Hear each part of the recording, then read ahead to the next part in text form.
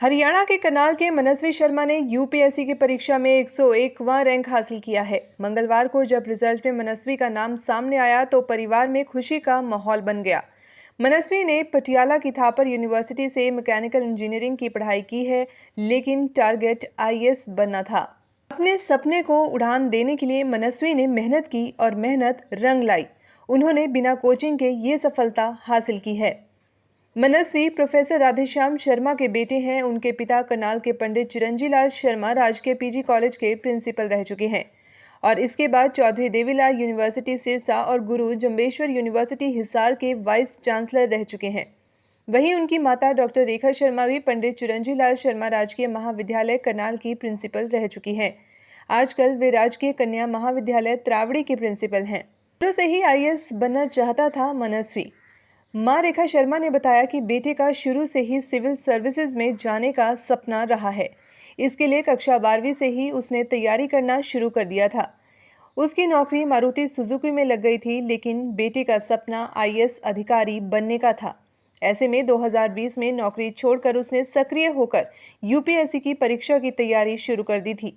लगातार पढ़ाई करने के बाद बेटे को अब सफलता मिली है। उन्होंने वीडियो कॉल के माध्यम से मनस्वी को बधाई दी। सेंट थेरेसा स्कूल से की 12वीं की पढ़ाई। पिता डॉक्टर राधेश्याम शर्मा ने बताया कि बेटे ने दिन रात मेहनत करके ही सफलता पाई है। करनाल के सेंट थेरेसा कॉन्वेंट स्कूल से उसने 12वीं तक की पढ़ाई की। बेटा पढ़ाई में हमेशा आगे रहता था। परीक्षा की तैयारी के लिए भी वह दिल्ली चला गया था। परीक्षा देने के बाद मनस्वी की दिल्ली में ही एडटेक सेक्टर में नौकरी लग गई थी। फिलहाल बेटा अभी दिल्ली में ही है। पैरामिलिट्री में असिस्टेंट कमांडेंट का एग्जाम देकर पाया था 7वां रैंक। इससे पहले मनस्वी ने पैरामिलिट्री में असिस्टेंट कमांडेंट का एग्जाम दिया था, जिसमें पूरे भारत में 7वां रैंक हासिल किया था। लेकिन उन्होंने इस नौकरी को ज्वाइन नहीं किया और फोकस यूपीएससी पर रखा।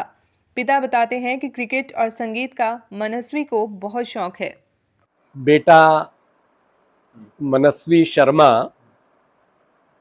उनका चयन भारतीय प्रशासनिक सेवा में हुआ है और बहुत ही रोमांचित और मैं खुशी का कोई ठिकाना नहीं है। पूरे परिवार में, मित्रों में, रिश्तेदारों में। और इस बच्चे ने भारतीय प्रशासनिक सेवा में जो यूनियन पब्लिक सर्विस कमीशन का एग्ज़ाम है उसमें 101वां रैंक लिया है। ये वास्तव में 101 रैंक वैसे भी पवित्रता की दृष्टि से भी बहुत बढ़िया है और हमारे को बहुत ही खुशी है और मैं चाहता हूँ कि ये समाज के लिए, राष्ट्र के लिए और अपने परिवार के लिए बहुत अच्छे से कार्य कर। 101 रैंक इनके आसपास ये सोचता था कि 2 डिजिट में मेरा रैंक आना चाहिए और मैं तो मानता हूँ कि 99 और 101 पास हैं। तो लगता है कि हरियाणा में इनको अभी पोस्टों का किस प्रकार से वर्गीकरण है वो मुझे बहुत डिटेल में पता नहीं है, लेकिन मुझे लगता है कि हरियाणा में इसको आईएएस मिलना चाहिए और आईपीएस तो कन्फर्म है कि वो हरियाणा में मिलेगा, लेकिन आईएएस मिले तो परिवार को और बच्चे को और ज़्यादा खुशी है कि उसको काम का और अवसर मिलेगा। पहला रिएक्शन समझ में नहीं आया।